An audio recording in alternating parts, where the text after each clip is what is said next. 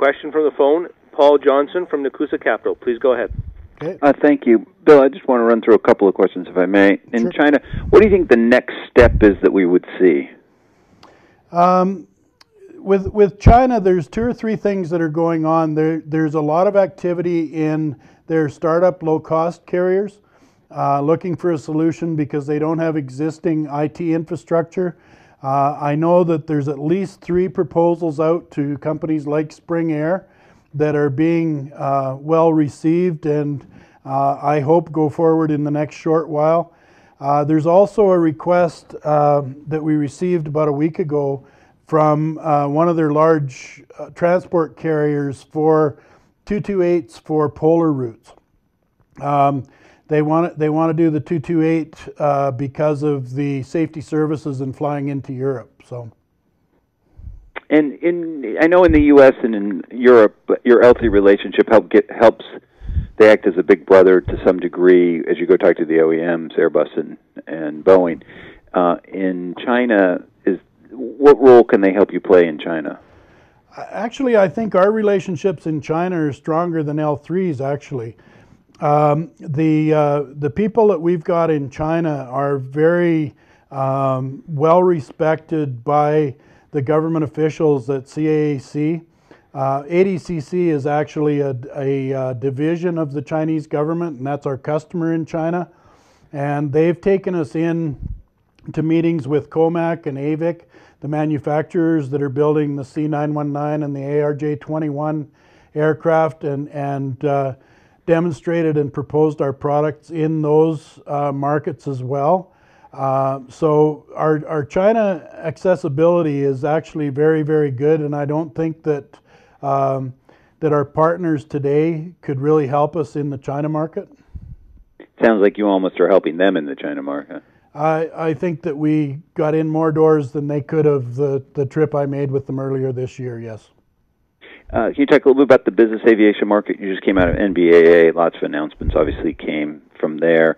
One name you didn't talk about that's been talked about in the calls past is NetJets. Can you talk anything about sort of where your relationship was with them? Well, we don't have a signed contract with NetJets today, although we have been working with them on a trial on some aircraft, and they've been very happy with the results of those trials.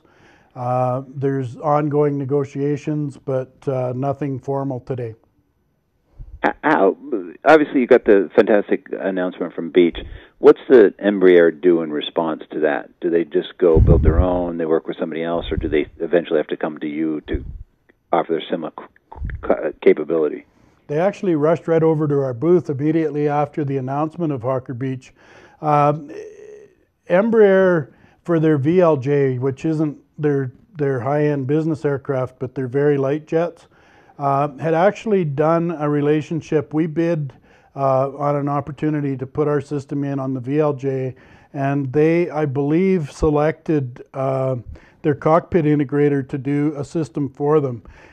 And you know, I think that seeing what we've been able to do and what we've delivered, it's opened the doors for us to go back and talk to them again. I'm not sure that we haven't got anything formal, but we are talking to all of the OEMs today about what we can do for an OEM. All right, perfect. Just one more question, maybe two. Nigeria, can you talk a little bit about the next steps? It sounds like you have a team going over this weekend. They'll be there for a couple of weeks setting up the system, and then you'll be up and operational? Yeah, we'll be up and operational before they leave. There's actually 2 teams. There's an advanced team going over on Saturday, and then Wednesday or Thursday the following week, some technical people go over to do training and set up software and do those things. The settler will be operational. The ribbon cutting was originally scheduled for December 5th. I think it'll probably be delayed a week or so. But at the ribbon cutting, we will be up and operational, and there's 15 or 18 aircraft in that part of Africa that will be reporting immediately when it goes live. I assume the moment they start reporting, they start paying, or? They're paying already. The center we're putting in is actually for the Nigerian government to be able to monitor the aircraft. The operators of those aircraft are already getting the information through the uptime service. I assume, with that being a standard in Nigeria, that helps you both in Nigeria and throughout Africa? Well, I think that I don't believe that the Nigerian government is going to say it has to be an AFIR system. Anybody that has a Nigerian registered aircraft has got to track their aircraft some way and report to our system. And we've set it up so we can take reports from several different systems that are there. Having said that, the operators in Nigeria that we've signed up in the last year and a half all anticipated this, and that's what they've put in. We are mandated by several UN organizations that they want our system because they want to be able to get a hold of the people in the aircraft, both by phone and know where the aircraft is. They want to make sure they're not out doing elephant tours or whatever. They're actually flying food if they're flying for the World Food Program. And the deal in Nigeria is to provide them with a system that tells them if an aircraft stops reporting for some reason. We've built that into the uptime software so that if there is an aircraft that crashes in the jungle or unplugs their box or tries to disappear, it gets flagged on the operations control center. One of the interesting things when we announced this back in March or April that we were doing this, the sponsor of this program in Nigeria, the Director General of Nigerian Civil Aviation, was the sponsor and has been the key person in getting this done. He was recently appointed to as president of ICAO. He's the first African president of ICAO, the International Civil Aviation Organization, and our guys are actually meeting with him next week over there to talk with other African civil aviation leaders about similar systems for other countries and other jurisdictions. So I think that this is a fairly large opportunity. I don't know that Africa moves any faster than China, so don't expect Q1 results of another 200 aircraft or something because it takes time for these things. But this is an opportunity. We've been working for 3 years. Derek went over there 3 years ago in May and started the initial contacts on this, and we're just going live. And that's the nature of this business, is it takes a long time, but once you're there for the long time too. Final question. You said in your press release that you now that all your counties is up to international standards, which I gather is a requirement starting end of the year. Yes. Is that correct? All public companies in Canada have got to be prepared to do 2010 or 2011 and 2012 IFRS statements, and for 2010 you have to do comparative IFRS and GAAP statements. Tom and his team have worked very hard over the last 6 or 8 months to get all of the interpretation done, get all the white papers done, get an opening balance sheet ready to go, audited by KPMG, so we are ready for IFRS starting January 1. And I applaud Tom and his team for all the hard work on that. We thought we might have to be a little bit late getting this quarter out because the KPMG folks audited all of their work to make sure that it was ready to go.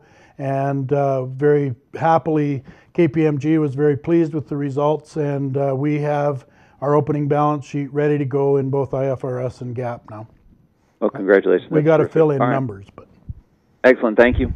Thanks, Paul. The next question comes from Mark Berger of MKB Associates. Please go ahead. Hi, Bill. Hi, Mark. A couple of questions also. First one, can you expand a little bit more about the relationship with Sierra Nevada? Lately, I think this morning someone had mentioned that there was an F-22 that just went down, disappeared. Obviously, I would think that's a nice top-end military jet. And supposedly, if you're outfitting C-130s for a foreign order that you had already, how many C-130s does the military have, and what are our opportunities over there with Sierra Nevada to pick up that type of business? I know that the Sierra Nevada marketing team are working with the U.S. military, particularly on non-combat aircraft. Combat aircraft have all kinds of sophisticated sensors and reporting systems that I don't believe our product would fit for. So the F-22, that's outside of the things that we would normally be looking at. But transport aircraft are certainly within scope. There are programs that are being tested right now with the U.S. military on transport aircraft. There's some programs for some new transport and tanker aircraft that we're bidding on and working on. It's, again, welcome to aviation. Nothing happens overnight, but with the relationship that Sierra Nevada has with the militaries, I think we're in a very strong position to be part of those upgrades and retrofits as they go forward.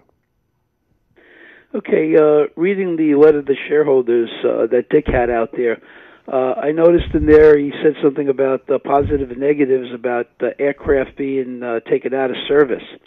The aircraft being taken out of service by the airlines, would that be a negative for us? Would that be possibly a positive for us? Because if they take the planes out, they can then spend the time to retrofit them and then put them back and take another crew of planes out, or am I mistaken?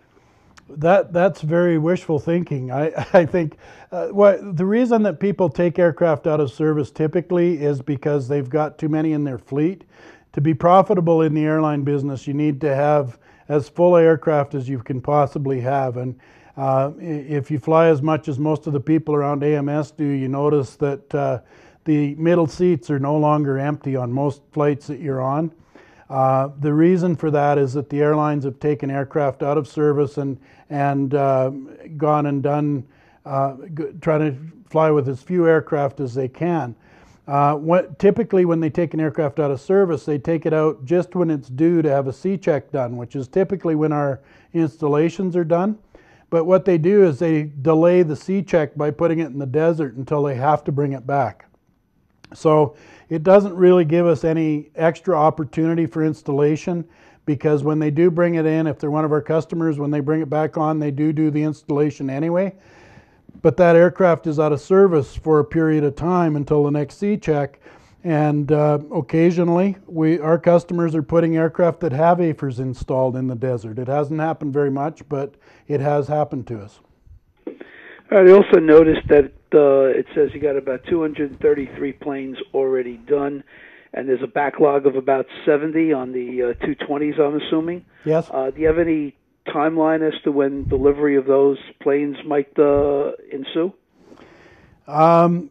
We used to keep a what we call a barn schedule on the wall of all of the C-checks that are planned by our customers. We stopped doing that because they've changed them so often that we couldn't keep it up to date. And the reason they've been changing so often is because, as we said, they're parking aircraft, so some of the aircraft aren't flying as much as they used to, so the C-checks are farther apart. Some of them are trading the fleet and taking older aircraft and buying new aircraft, so they don't do the C-checks. I think that the 70 aircraft backlog would be no longer than 12 to 18 months to install. But I mean, that's based on when the customers want to do it. A big part of that installation backlog is the operator in Scandinavia, and they have a 2-year C-check schedule, so they're scattered across 2 years.